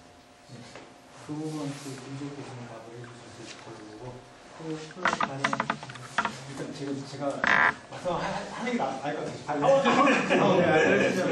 한번 하고 그러니까 이제 되게 좋은 말씀 많이 주셨습니다. 사실 이게 사실 이슈들이에요. 나오시는 이슈들이고요. 근데 먼저 말씀드린 아까도 제가 선생님 말씀드렸지만 사실 우리나라가 어떤 제도 도입에서는 아마 전 세계에서 뭐 1등 아니겠습니까? 그냥 좋다면 그만 보고 받아들이잖아요. 어쩌지? 근데 외국에서 좋은 제도가 은행에 오면 이상하게 문제되고 이게 다 이제 지적 받는 것이 뭐 뚜렷한 검토 없이 그냥 부담이 부탄이 받아들여가지고 이상하게 돌아갑니다. 항상 이런 그 비판을 많이 듣는데 이 용적 이항제만큼은요 거의 20년이 넘게 지금 검토, 특히 법적 문제는 지금까지 이어지고 있고요. 저희가 이거 하면서도 가장 첫 번째가 이제 이거 문제이기 때문에 뭐 서울시 자문변호사부터 시작해가지고 온갖 진짜 법조계에 계신 분들 자문도 받고 다 했습니다. 그래서 이제 저희의 어떤 그 결론은 이제 그런 거였죠. 이게 이게 필요한 제도라면은 어떤 법리적으로는 이미 저희가 검토한 것처럼 갈 수 있고요. 그것이 어떤 이제 국토부의 어떤 의지만 있다면은 뭐 국회법상에서 확실한 근로규정을 둔다면 뭐 굉장히 쉽게 풀 수 있을 거라 생각하거든요. 근데 이제 다만 뭐가 지금 문제냐면은 이게 결합개발제도가 왜 도입이 됐냐면 사실 이걸 하고 싶은데 그런 법적 문제 때문에 못하니까 거기에 대한 중간 단계로 들어오게 결합개발이라고 보시면 될 것 같습니다. 거기 결합개발은 사실은 처음에 도입된 거는 구릉지 경광도잖아요. 구릉지에 뭐 한 동네에 막 더 높이 아파트가 올라가는 게 현실이기 때문에 구릉지는 좀 낮추는 대신에 그거를 같이 아래 동네에 있는 개발과 묶어가지고 이쪽에는 더 주는 거죠. 그러면서 그거를 이익을 이쪽에 다 나눠주는 이런 개념인데 이게 사실 현실적으로 작동하기가 굉장히 힘듭니다. 왜냐하면 일단 두 개의 사업이 동시에 일어나야 되고요. 그 다음에 이 사람들을 설득하는 게 너무 어려운 거예요. 이게 이 사람들이 생각하는 기대치가 있지 않습니까?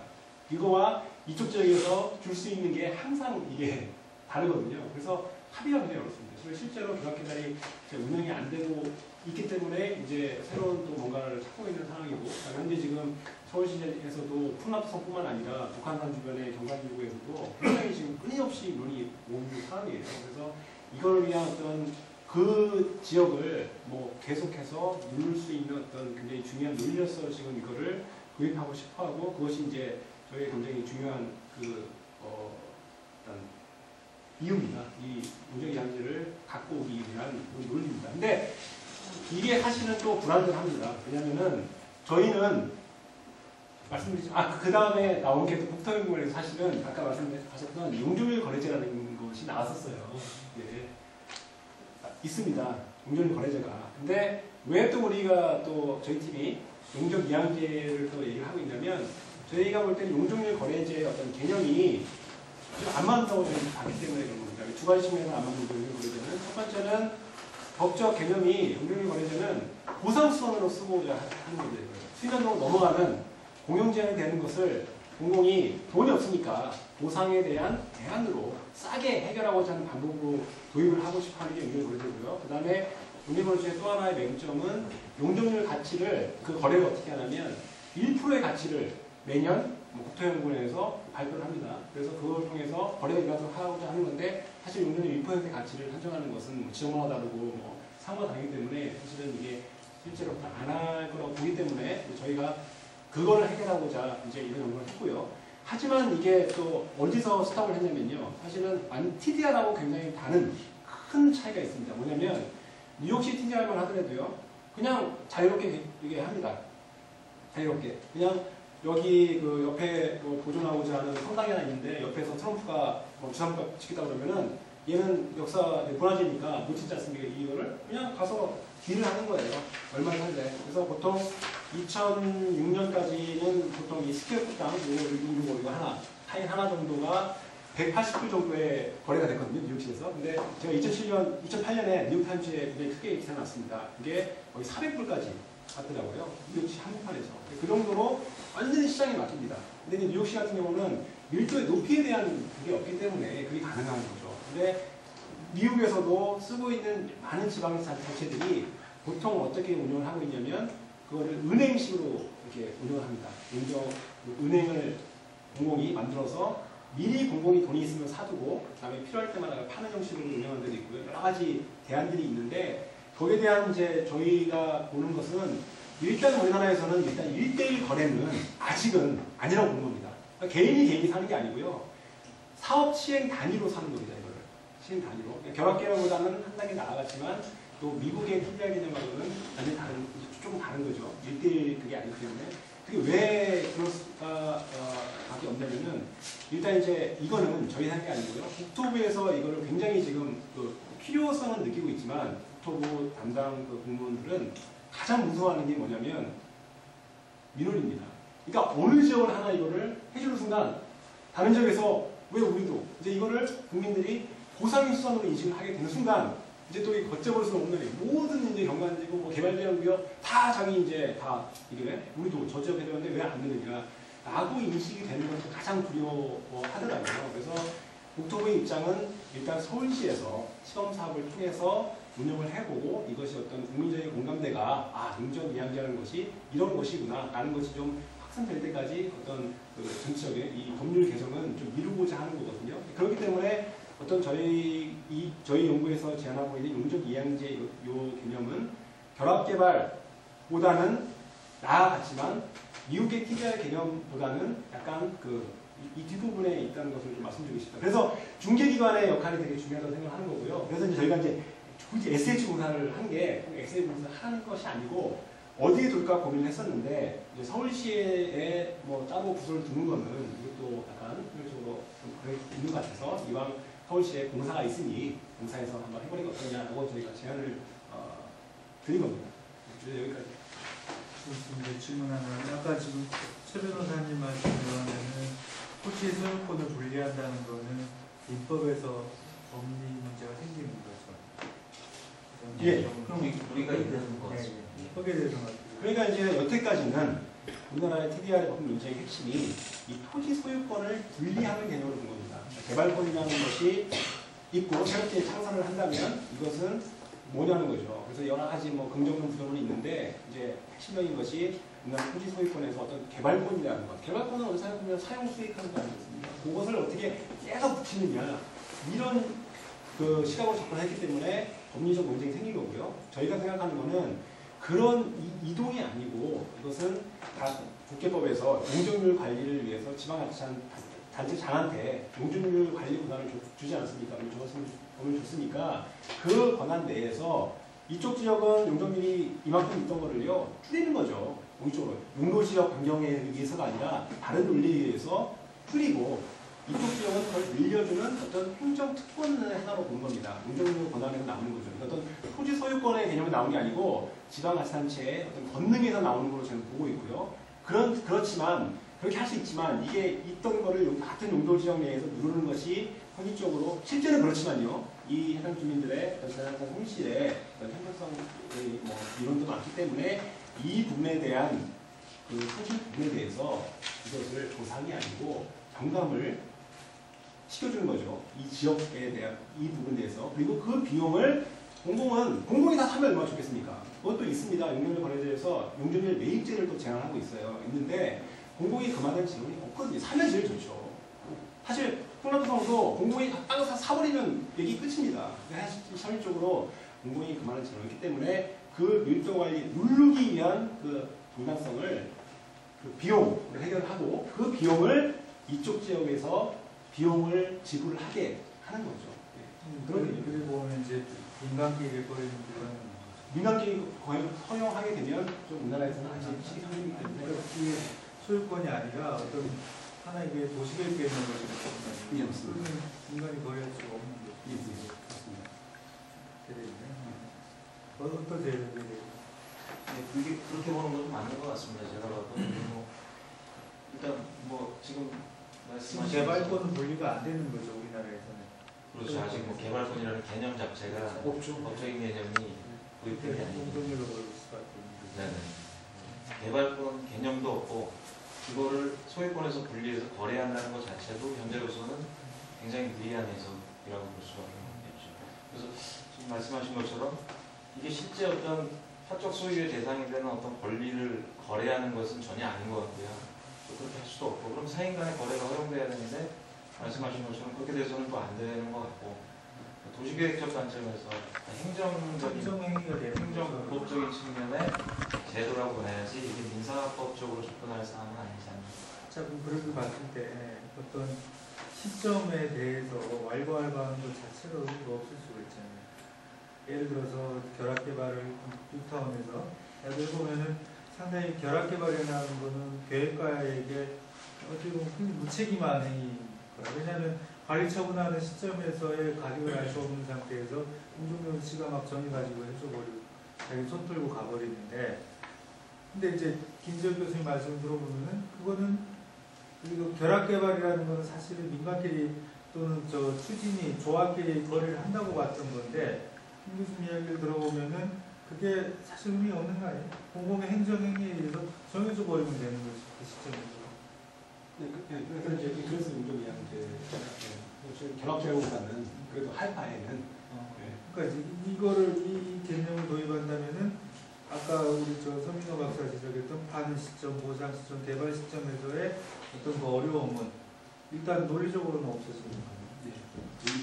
주민 수고 같이 모르겠지만 한 가지 의문이 드는 게 이제 공정이양제를 해서 처음에는 15조 공공회사가 사적 자원까지 확대되는 거라고 일단 생각을 했었는데 아니 그게 아니라고 한다면 기존에 이렇게 그 피해를 봤던 그 일반 그 공공이 아닌 사적 차원의 피해 경감은 어떤 식으로 주어집니까? 그러니까 이게 바로 그게 가장 기본적이고요. 공공과 공공이 왔다 갔다 할 경우 그러니까 어떤 A라는 사업 그 공공사업 대상지와 B라는 공공사업 대상지가 어떻게 잘 맞아떨어져서 용적에 대한 그 합의를 보고 이게 왔다 갔다 하는데 중요한 건 이 지역에 살던 사람들이 기존에 고통받았던 그 권리, 그러니까 그 권리를 이렇게 서로 이렇게 교환하면서 그 개발을 더 할 수 있는 뭐 그런 게 되잖아요.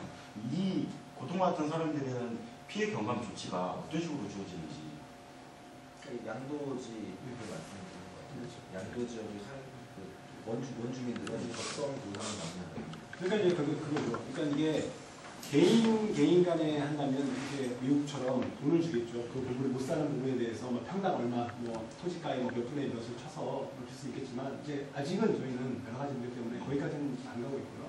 그렇지만 제가 그래서 첫 번째 양도지역을 검토한 지역이 문화재 보호구역이나 민간적 관광지 중에서 정비 예정 구역이고 정해진 지역으로 계속 먼저 보는 게 일차적이거든요. 거기도 하나의 조합이 형성돼 있지 않습니까? 그러니까 이 사람들이 이만큼을 못하는 대신에 해야 될 것들이 많이 있잖아요. 예를 들면 공공지역 설치 부분이나 뭐 지역 뭐 환경 개선이나 이런데 어떤 그 자금이 필요하지 않습니까? 이 못하는 대신에 그 부분에 대해서 이 지역에서 이 양수 지역에서 그 비용을 댄다고 보는 거죠. 결국은 그 사람들이 하는 공공사업에 대한 비용 지불입니다. 그렇죠. 그러니까 그러면 공공사업이 아닌 어떤 사적 이익을 얻는 것 자체는 안 됩니다. 그러니까 저희가 그러니까 말씀드렸지만 모든 경관지구나 문화재 보호구역이 다 해당이 되는 게 아니고요. 여기까지는 확대는 할 수가 없고 그 중에서 일단 뭔가 움직임이 있는 지역, 정비 예정 구역 지구만 저희가 본 겁니다. 흥남도성 이런 지역도 지금 일단 개별적으로 뭐 다른 것들만 단독택지 사는 사람들은 뭐 어쩔 수 없잖아요. 그냥 살고 있으니까. 근데 가장 민원이 심한 부분이 뭔가 지금 해야 되는데 재건축을 해야 되는데 이게 이만큼밖에 못하니까 사업성이 안 나와서 그렇게 민원이 심한 지역이거든요. 그런 지역이 지금 1차적으로 해당 지역이 되는 거죠.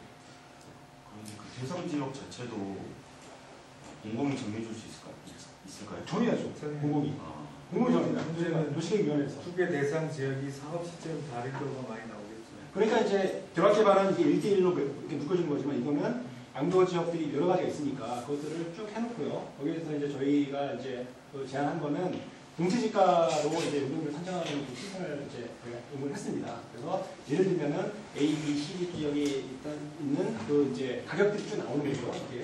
그래서 이제 그것을 사는 지역이 있으면 그 사는 사람이 그 중에서 이제 선택을 할 수 있게 비딩 시스템을 저희가 좀 해보려고 하고 있거든요. 그러니까 제가 말씀드렸듯이 이게 작동을 하게 되려면 양도 지역은 많습니다. 근데 양수 지역이 실제로 그걸 살할 수 있는 지역이 좀 많이 있어야 이게 돌아갈 수 있을 것 같다.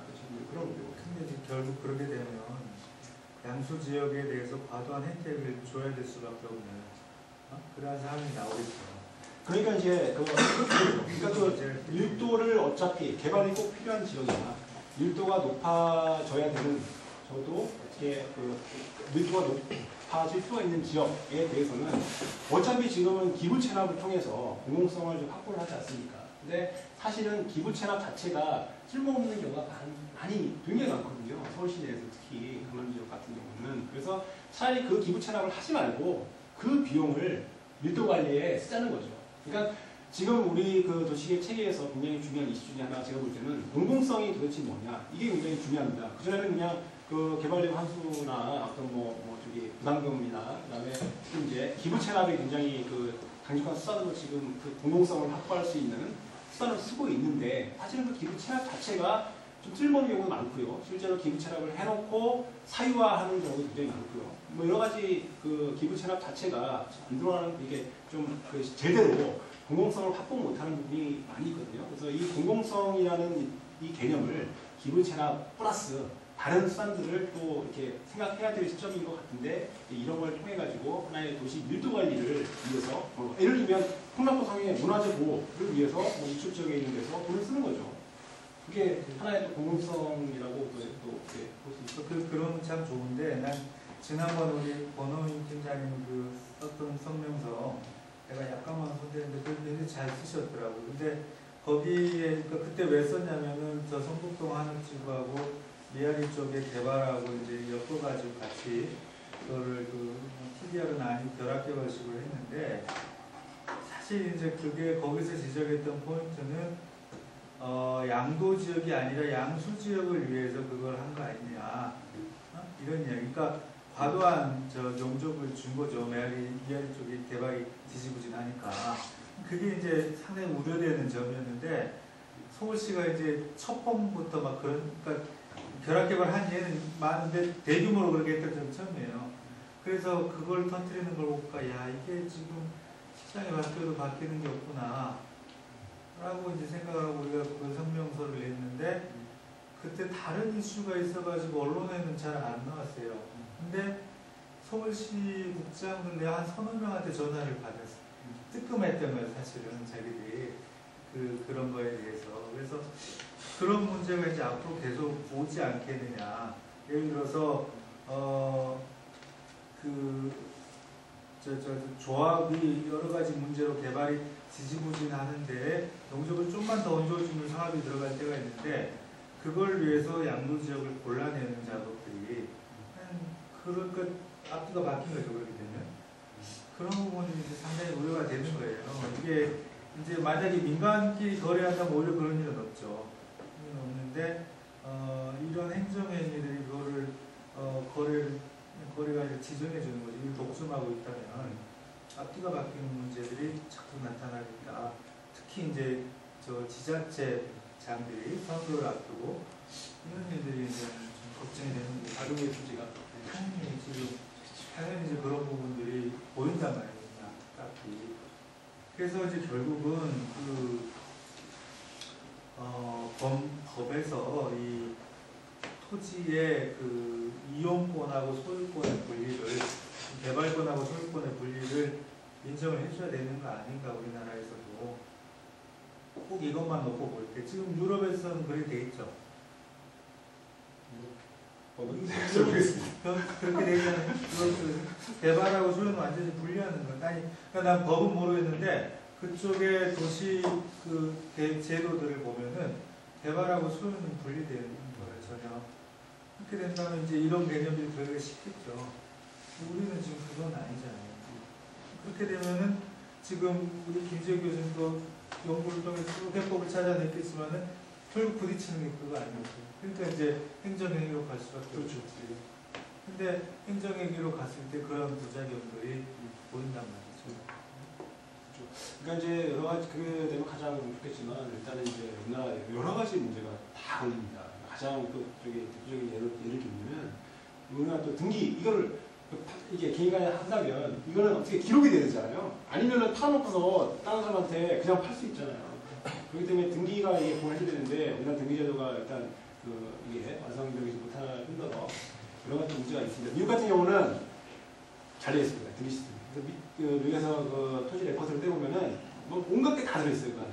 심지어는 뭐 여기 주인하고 매든 활발까지 다 들어있습니다. 뭐 운전, 뭐 파다 다 들어있어요. 그렇기 때문에 이게 확실하게 또 이게 그 미국에는 커버넌트라는 게 있어가지고 어떤 제약이 땅에 붙어서 이게 쭉 가거든요. 영원히. 그래서 가능한데 아직은 우리나라의 어떤 등기 시스템 공시 제도가 아직도 미완성적이기 때문에 이게 뭐 토지 소유권 문제뿐만 아니라 뭐 공시제도까지도 굉장히 이게 손을 많이 놔야 되겠더라고요. 이유까지 가게 되면 그래서 저희가 이제 건드리다가 저 필지 단위로는 등기가 불가능한 건 아니에요? 사업 단위로 거래가 되는 거. 그러니까 저희는 이제 저희 딱 따진 만들어낸 게 관리대장 토지를 하는 것처럼 관리대장으로 이제 관리를 하는 것으로 지금 뭐 하고는 있죠. 그럼 만약에 질문 하나 더. 양도 지역하고 양수 지역을 묶어줬는데 양수 지역에서 사업이 안 일어난다. 네. 포기한다. 그럼 어떻게 하죠? 또 찾아야 되나요? 그 중간에 어떤 세금이 있을 거 아니에요. 수수료 안에 세금이 있겠죠. 아니 거래를 해서 지상상의 어떤 지상상의 거래를 한번 증명을 하는 게 있을 거예요. 세금. 그 세금에 대한 부분 다시 또 대변쳐야 되나요? 아니면 그또 다시 있을 것 같아요. 그 다음에 또 한 가지는 제가 궁금한 게 뭐냐면 우리나라의 용종 제도 솔직히 국회법의 가장 상위법이잖아요. 상위법은 항상 그 상하는 항상 그 국회법에 딱 되어 있어요.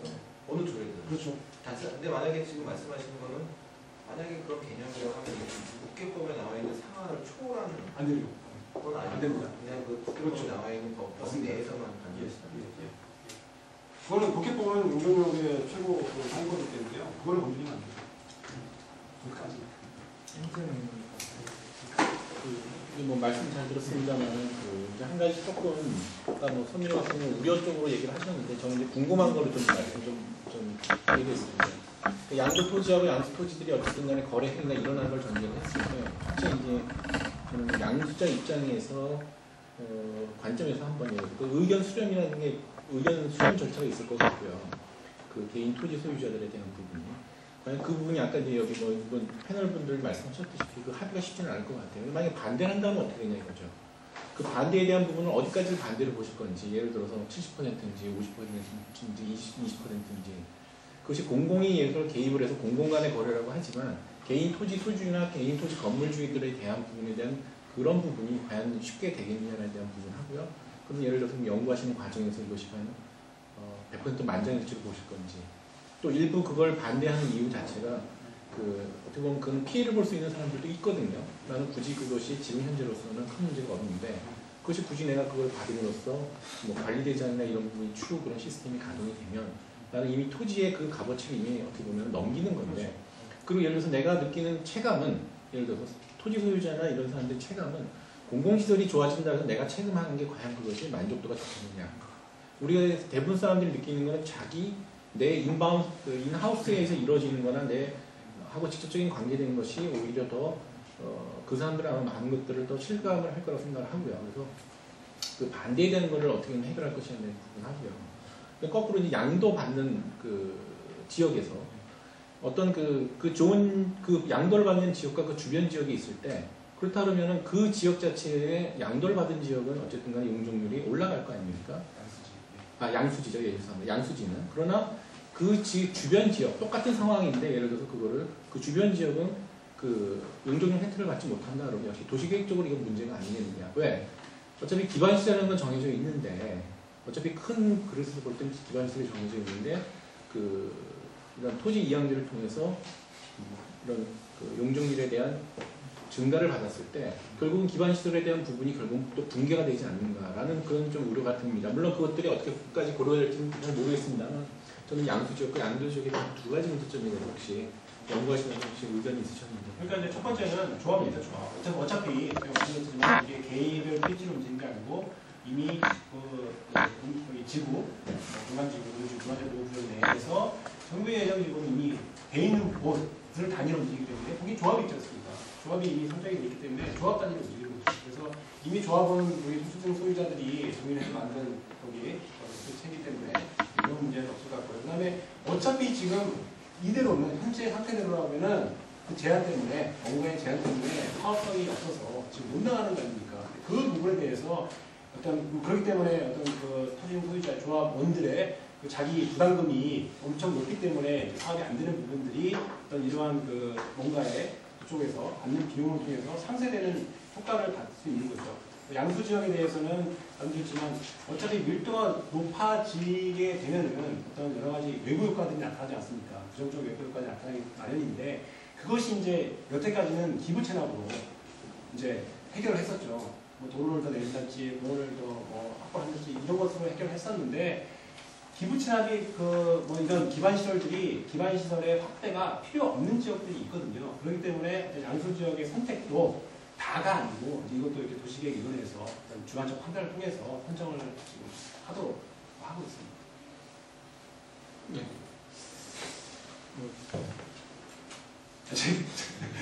아닙니다. 말씀 잘 들었고요. 네. 또 사실 지금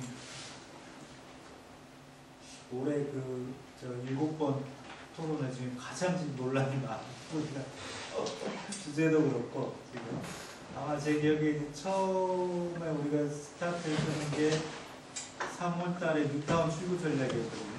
그때는 이제 굉장히 많은 그 질문들이 막 쏟아져 나왔는데 오늘 또 지금 그 못지않게 더한 것 같아요. 그때는 이제 서울시 공무원이 나오셔서 집중 공격을 했었는데 오늘은 이제 공격이라기보다는 그렇죠. 논의할 게 지금 많은 거죠. 네, 또 다른 말씀 있습니까? 그러니까 저는 뭐 그런 말씀이면 제가 조금 말씀드리면은 지금 이제 우리나라가 어떤 도시계획에 대한 패러다임이 막 변하고 있지 않습니까? 도시 개발에 대한 패러다임이 엄청 변하고 있고요. 사람들과 사전협상제도가 이제 저는 그 중에 굉장히 중요한 거라고 보거든요. 그게 어떻게 이제 부정적 시각으로 보면은 이걸 개발하고자 하는 그 큰 거대 개발업자나 이런 사람들한테 뭔가 돌파구를 주는 게 아니냐라는 것으로 볼 수도 있지만 저는 또 한편으로는 이것이 어떤 우리나라에서 여태까지 우리나라 도시계획 시스템이 탑다운이지 않습니까? 위에서 도시가 관리계획 정해가지고 그냥 쫙 내려오는 시스템이었는데 요거는 이제 드디어 이 그 사람들한테 시민들한테 도시계획 그 변경 이반 그 신청권을 지금 주는 거거든요. 그러니까 예를 들면은 뉴욕시 같은 경우는 지금 2000년 초반부터 시작해가지고 지금 그 용도지역 변경을 엄청나게 장려하고 있습니다. 재작년에 그 뉴욕시 도시계획 홈페이지라고 보면요. 자기네 뉴욕시 용도지역 변경 뭐 200건 자축, 막 콩그레츄레이션 막 써가지고 번쩍번쩍하게 해놨어요. 그 정도로 장려를 시키는 이유가 이 뉴욕시 같은 경우는 우리도 그렇지만 굉장히 지금 더 도시가 빨리빨리 변하고 있는데 반해가지고 이 조닝 시스템, 용도지역 지구제는 굉장히 이게 느리거든요. 그러니까 이 빠르게 변해가는 도시의 발전에 발맞춰 가는 그런 또 단점이 있는 데다가 특히 우리나라는 워낙 이게 용도지역 변경에 대해서 그 국민들 실업을 따갖고 잘못 하나 바꿔줬다가는 뭐 특혜시비 장면 나고 몇 명 또 구속되고 이런 사태가 번번이 반복되지 않습니까? 근데 이런 것들이 어떻게 보면 저는 변해가는 사회하고 우리나라 도시의 시스템하고 이거 안 맞는다고 생각하거든요. 그래서 사전협상제도가 저는 어떤 측면에서 보면은 이것이 국민들이 자기가 용도지역을 변경할 수 있는 어떤 신청권을 줬다는 측면에서 저는 굉장히 중요한 하나의 그 의미가 있다고 보는 거고요. 이것이 도입이 돼가지고 그 법제처에서 일단 조례를 만들지 않습니까? 조례를 만들었는데 법제처에서 당장 이거 빠꾸 나왔습니다. 이게 사기법이랑 안 맞는다고. 그 이유가 첫 번째가 뭐냐면 국회법상에서는 도시관리의 변경에 있어서 시민들한테 국민들한테 신청권을 주고 있지 않습니다. 그런 조항이 없거든요. 근데 감히 조례가 그걸 넣은 거죠. 그래서 상위법 충돌 첫 번째 이유. 그 다음에 두 번째가 뭐냐면 사전협상제도 변경, 이 사전협상제도의 가장 핵심이 용도지역을 올려줘서 뭔가 개발 밀도를 올릴 수 있는 지역에 대해서 미리 협상을 통해 가지고 뭘 줄래가 핵심입니다. 핵심. 너네 이렇게 해줄게. 뭘 줄래가 이게 핵심입니다. 그래서 어떤 도시계획 변경을 투명하고 있다는 것이 저는 굉장히 중요한 의미를 생각하는데 이 뭘 줄래, 뭘 뺏어내, 어떻게 공공성을 확보할 수 있는가가 핵심입니다. 그래서 뭐 사전에서 보면은 여러 가지 뭐 산식도 나와요. 그래서 뭐 이번에 주면은 돈 계산해가지고 어느 정도 몇 퍼센트 땅을 받는다고 되어 있는데 이게 이제 땅으로 갖다 보면은 땅이 쓸모없는 게 굉장히 많습니다. 사실은 도로공원 해봤자 뭐 있는 도로 기반시설 잘 갖춰지는 데는 필요가 없는 경우가 많거든요. 그래서 이제 건축물로도 돈을 받고 또 돈으로도 받을 수 있게 돈으로 받으면 얼마나 좋겠습니까? 어느 지역에 뭐 저기 3편을 두건 부지 개발해가지고 뭐 개발 이익이 1,000억이면 그 중에 한 뭐 3, 400억은 공공원 우리 서울시에 내놔라. 또 우리가 쓰겠다. 라는 것도 되면 참 좋을 것 같아서 넣는데 이제 그게 깨진 거죠. 사실은 그 우리나라에서 받을 수 있는 기부채나 받을 수 있는 거는 토지밖에 허용이 안 돼 있습니다. 그래서 이게 이제 그 문제 때문에 변경을 이게 국회법 개정이 돼가지고 지금 토지랑 건축물까지 기부채납으로 받을 수 있게 돼 있고요. 그 다음에 국회법 시행령상에서 보면은 또 하나가 이 지역에 받아서 다른 지역에 쓸 수 있게 해놨거든요. 근데 이제 그런 것 같은 경우는 저는 이게 당장 이건 법적으로 문제가 있다고 보는 거죠. 왜냐하면 우리나라에서 부관 기부채납은 부관을 통해 가지고 움직이게 되는데요. 거기 가장 기부채납을 요구할 때 가장 중요한 원칙이 부담결도 문제 원칙이라는 게 있지 않습니까? 여기서 이 땅을 개발할 때 그 받아낼 수 있는 그 요구할 수 있는 기부채납은요. 이 땅과 직접적인 관련이 있어야 되거든요. 그게 벗어나게 되면은 이건 우리나라 부담결도 문제 원칙이 어긋났다고 봐서 위법한 기부채납을 봅니다. 실제로 그 사례들이 많이 있고요. 근데 이제 서울시 같은 경우는 여기는 이미 완벽하니까 여기서 나는 돈을 받아다가 좀 딴 데 쓰고 싶은 거죠. 근데 아직까지는 이제 우리나라에서 법적으로 그런 것들이 아직 안 돼 있는 상태입니다. 그래서 제가 말씀드리는 거는 지금 우리가 도시 개발의 패러다임이 여러 가지 변하고 있는 상황이고 도시의 패러다임이 변하는 상황인데 지금 우리가 이제 꼭 그 개발을 해야 되는 부분에 대해서는 가장 중요한 것은 저는 공공성을 어떻게 우리가 확보할 수 있느냐가 굉장히 중요한 관점인 것 같고요. 그 공공성 확보하기 위한 툴이 지금은 기부채납, 그것도 굉장히 제한된 기부채납, 토지와 건축물밖에 안 돼 있지만 그것이 좀 더 확대가 돼서 좀 용적 이양계 등등을 통해 가지고 이것도 역시 이 지역에 있는 개발 이익의 일부를 이쪽 지역에 어떤 무엇을 위해서 쓰고자 하는 것이기 때문에 좀 공공성의 개념이 좀 확대되어야 될 필요가 있지 않을까 그런 의견을 갖고 있습니다. 네, 감사합니다. 조은님이 뉴욕시에서 처음 나온 게 1916년이었던 것 같아요. 그러니까 한 100년 동안 조은님이 잘 써먹은 것 같죠. 근데 사실 이렇게 의지한 조은님이라는 분은 20세기적인 사고방식이었던 것 같고 뭐 조은님이 나타나고 그 후에 30몇 년에 아테네 현장이라는 게 또 뭐 나오고 그러면서 결국 이제 핵심은 비슷한 것끼리 모아두자 뭐 이런 거였죠. 근데 그 시절의 도시하고 오늘날의 도시를 보면 너무나 차이가 많은 거죠. 예를 들어서 도시 안에 공업지역은 거의 없어졌죠. 그러니까 뭐 굳이 공업지역을 분리해서 놔둘 필요도 없어지고 주택가하고 녹지하고 섞이는 게 자연스럽고 이러한 상황에서 이제 그런 을지로한 조닝의 필요성은 이제 거의 없어지고 있고 동시에 그럼에도 불구하고 이제 조닝이 그 힘을 발휘했던 거는 도시를 뭔가 규제를 할 필요가 있었잖아요. 근데 지금 인구는 이제 정체적인 줄어들고 이러한 시점에서 오늘 발표하신 용적 이양제 또는 TDR 이런 것들이 결국은 그 도시를 보다 유연하게 하고 도시의 활성화를 꾀한다는 점에서 환영할 만한 그런 제도인데 아직 갈 길이 좀 먼 것 같아요. 그래서 역시 우리도 도시가 받아들여야 되고 받아들일 수밖에 없는 제도인데 그런 부분에서 향후에 더 많은 연구하고 토론이 있기를 기대하면서 오늘 마치겠습니다. 감사합니다.